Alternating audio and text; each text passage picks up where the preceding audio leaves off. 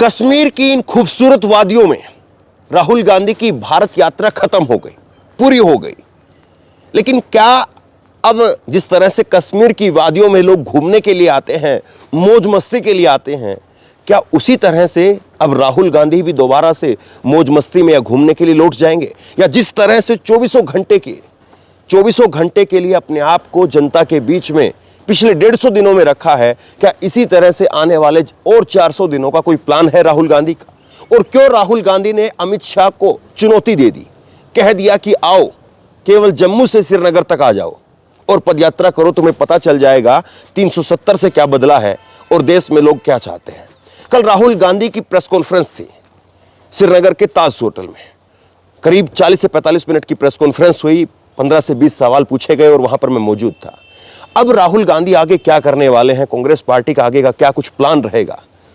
उसका लेखा जोखा कुछ सामने आया और वही मैं आपके सामने रखूंगा। और प्रेस कॉन्फ्रेंस के अंदर राहुल गांधी ने क्या कुछ बड़ी बातें कही और आगे का उनका प्लान क्या होने वाला है, और जो सबसे बड़ा सवाल कि दूसरी पदयात्रा होगी या नहीं होगी, या होगी तो कब होगी, उस पर राहुल क्या बोले, क्योंकि अब ये पहली पदयात्रा वो खत्म हो चुकी है। राहुल गांधी ने सबसे पहले कल तमाम लोगों का शुक्रिया अदा किया। प्रेस कॉन्फ्रेंस के अंदर उन्होंने जितने भी भारत यात्री या जितने भी लोग राहुल गांधी के साथ में चले, हजारों लाखों लोगों से वो मिले, उन सबका शुक्रिया अदा किया। उसके बाद भी उन्होंने कहा कि यात्रा ये पूरी हो गई है, लेकिन यात्रा खत्म नहीं हुई है।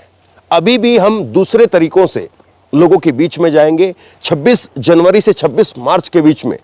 हाथ जोड़ो अभियान चलेगा, ये राहुल गांधी की तरफ से कल कहा गया। और कहा गया कि जो सबसे बड़ा सवाल पूछा गया प्रेस कॉन्फ्रेंस के अंदर कि क्या पूर्व से पश्चिम या पश्चिम से पूर्व की कोई यात्रा का प्लान आपका बन रहा है, और बन रहा है तो कब दूसरी यात्रा जो है वो होगी। इस पर राहुल ने कहा कि हम विचार कर रहे हैं, यात्रियों में उत्साह है, यात्री चाहते हैं कि हम दोबारा से शुरू करें, लेकिन अभी हम इस पर विचार कर रहे हैं। ऑप्शन खत्म नहीं हुआ है, कैंसिल नहीं है, लेकिन हाँ कब होगी, कैसे होगी, इस पर जो है वो विचार हो रहा है और इस पर जो है वो पार्टी अभी मंथन कर रही है। ये राहुल गांधी की तरफ से कहा गया। और फिर उसके बाद में उन्होंने कहा कि बीजेपी की तरफ से, जब वो पत्रकारों की तरफ से सवाल पूछा गया कि बीजेपी कह रही है कि 370 हट गया है और इसीलिए जो है वो आप यहाँ पर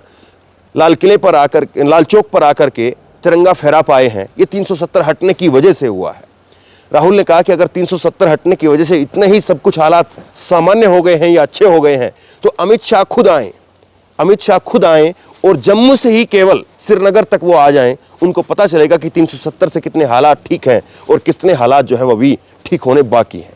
अमित शाह को एक तरह से सीधे राहुल गांधी ने चुनौती दे दी कि अमित शाह एक बार पदयात्रा के लिए निकले, उनको पता चलेगा।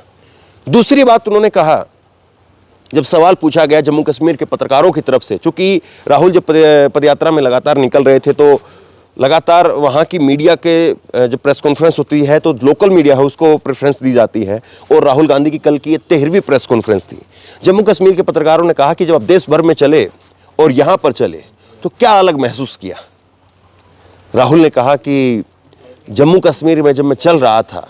तो बड़ा भारी मन था, उदास था, मैं एक तरह से अपने घर आ रहा था, क्योंकि जब हम यहाँ से कश्मीरी पंडित राहुल गांधी का जो परिवार है वो कश्मीरी पंडित का परिवार है, और यहाँ से वो इलाहाबाद चले गए और इलाहाबाद से फिर वो दिल्ली आ गए। और राहुल ने कहा कि मैं अपने घर जा रहा था, इस तरह का मेरे अंदर भाव था, मेरे मन में भाव था, और इसीलिए जो है मेरा मन भारी था। यहाँ के लोगों को देख करके, उनकी उदासी को देख करके मैं भी उदास था, ये उन्होंने कहा।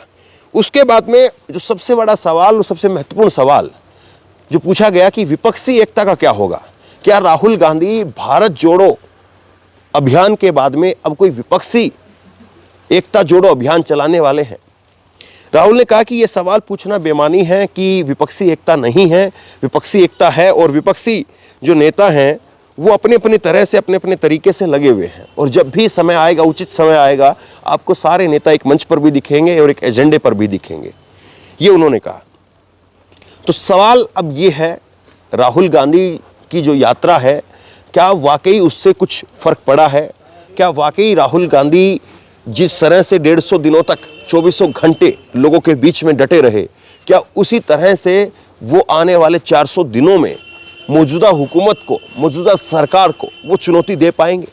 या उन्होंने अपनी जो छवि थी जनता के बीच में, जो उनको लेकर के जितने भ्रम थे, उनको तोड़ने का जो है वो एक प्रयास किया और उसमें वो कामयाब रहे, और इसके बाद में आगे का रास्ता और वो दूसरी तरह से होगा। सवाल ये भी है, और सवाल ये भी है, क्या राहुल गांधी इस बात को समझ पा रहे हैं कि जिस तरह से 24 घंटे वो लोगों के बीच में रहे, तो क्या अब